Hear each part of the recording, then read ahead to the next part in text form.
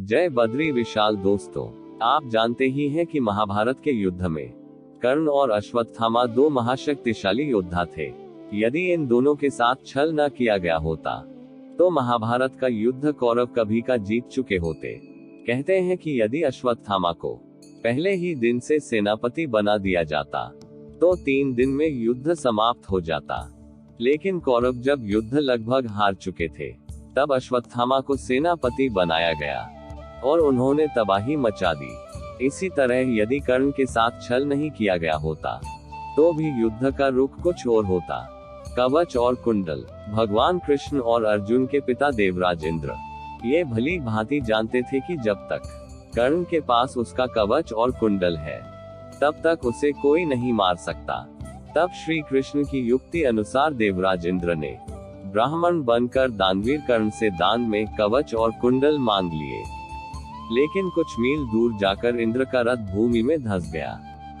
तभी आकाशवाणी हुई, देवराज इंद्र, तुमने अपने पुत्र अर्जुन की जान बचाने के लिए छलपूर्वक कर्ण की जान खतरे में डाल दी है। अब ये रथ यहीं धंसा रहेगा और तो भी यहीं धंस जाएगा। तब इंद्र ने आकाशवाणी से पूछा, इससे बचने का उपाय क्या है? तब आकाशवाणी ने कहा, अब तुम्हें दान दी गई वस्तु के बदले में बराबरी की कोई वस्तु देना होगा। तब इंद्र फिर से कर्ण के पास गए और उन्होंने कवच और कुंडल वापस देने को कहा, लेकिन कर्ण ने लेने से इनकार कर दिया। तब इंद्र ने उन्हें अपना अमोघ अस्त्र देकर कहा कि यह तुम जिस पर भी चलाओगे वह मृत्यु को प्राप्त होगा, लेकिन तुम इसका इस्तेमाल एक बार ही कर सकते हो। अमोघ अस्त्र। युद्ध में जब घटोत्कच ने कौरवों की सेना को कुचलना शुरू किया तो दुर्योधन घबरा गया और ऐसे में उसे समझ नहीं आ रहा था कि क्या करे। तब कृष्ण ने कर्ण से कहा कि आपके पास तो अमोघ अस्त्र है जिसके प्रयोग से कोई बच नहीं सकता, तो आप उसे क्यों नहीं चलाते?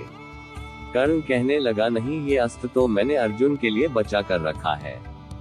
तब श्री कृष्ण कहते हैं कि अर्जुन पर तो तुम तब चलाओगे जब ये कौरव सेना बचेगी, ये दुर्योधन बचेगा। जब ये सभी घटोत्कच के हाथों मारे जाएंगे तो फिर उस अस्त्र के चलाने का क्या फायदा? दुर्योधन को ये बात समझ में आती है और वह कर्ण से अमोघ अस्त्र चलाने की जिद करता है। कर्ण दुर्योधन को समझाता है कि तुम घबराओ नहीं, ये श्री कृष्ण की कोई चाल है।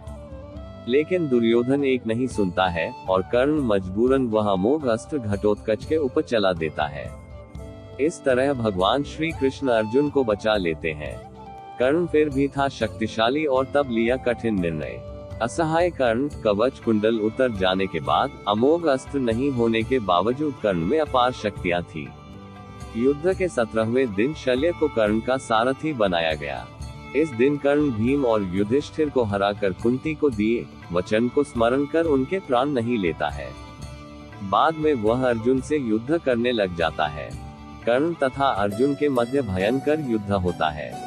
जब अर्जुन बाण चलाते और वह कर्ण के रथ पर लगता तो उसका रथ दूर दूर तक पीछे चला जाता, और जब कर्ण बाण चलाते तो अर्जुन का रथ कुछ कदम ही पीछे हटता था। और ऐसे में श्री कृष्ण कर्ण की बहुत तारीफ करते हैं। तब अर्जुन भगवान से कहते हैं कि आप कर्ण की तारीफ कर रहे हैं जिसके बाण से हमारा रथ मात्र कुछ कदम ही पीछे हट रहा है, लेकिन मेरे बाण से तो उसका रथ कई गज पीछे जा रहा है। तब ऐसे में कृष्ण मुस्कुरा देते हैं। तभी अचानक कर्ण के रथ का पहिया भूमि में धंस जाता है। इसी मौके का लाभ उठाने के लिए श्री कृष्ण अर्जुन से तीर चलाने को कहते हैं। बड़े ही बेमन से अर्जुन असहाय अवस्था में कर्ण का वध कर देता है। इसके बाद कौरव अपना उत्साह हार बैठते हैं, उनका मनोबल टूट जाता है। फिर शल्य प्रधान सेनापति बनाए जाते हैं, परंतु उनको भी युधिष्ठिर दिन के अंत में मार देते हैं। हनुमान जी कृपा से बचे अर्जुन। कुरुक्षेत्र के युद्ध के अंतिम दिन कृष्ण ने अर्जुन को पहले रथ से उतरने को कहा, उसके बाद कृष्ण रथ से उतरे। कृष्ण ने हनुमान जी का धन्यवाद किया कि उन्होंने उनकी रक्षा की, लेकिन जैसे ही हनुमान जी अर्जुन के रथ से उतर कर गए वैसे ही रथ में आग लग गई। ये देखकर अर्जुन हैरान रह गए। कृष्ण ने उन्हें बताया कि कैसे हनुमान जी उनकी दिव्य अस्त्रों से रक्षा कर रहे थे। यदि हनुमान जी रथ पर विराजमान नहीं होते तो तुम और मैं कर्ण के बाण से इस रथ सहित कभी के आसमान में उड़ गए होते। आपको कैसी लगी हमारी यह जानकारी?